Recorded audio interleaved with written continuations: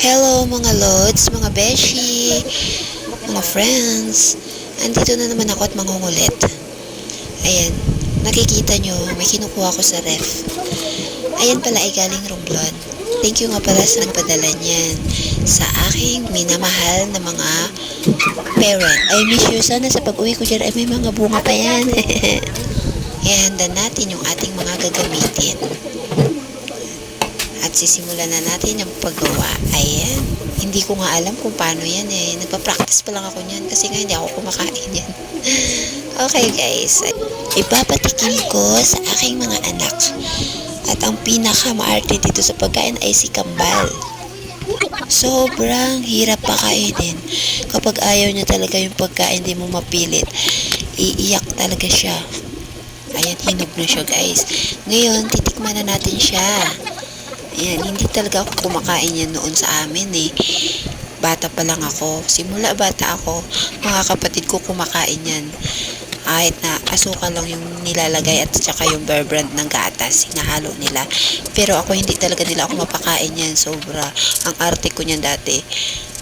Kasi iba yung tingin ko sa avocado kapag nahalo-halo na sa gatas. Iba talaga yung tingin ko sa kanya.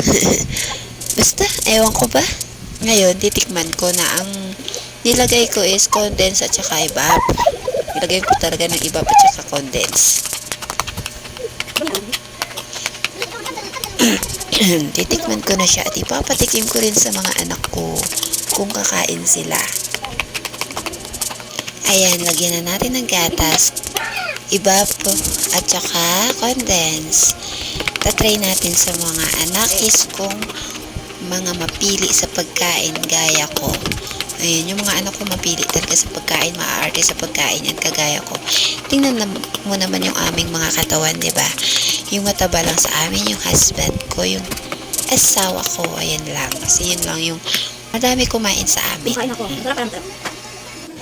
Ayun, nakita ni Kambal yung itsura, ayaw niya, umiyak.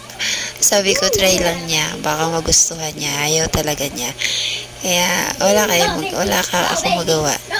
So, ayan, pinatry ko din sa baby. Pero yung baby ko, okay naman, kakain naman siya. Pero pinatry ko kay Kambal talaga.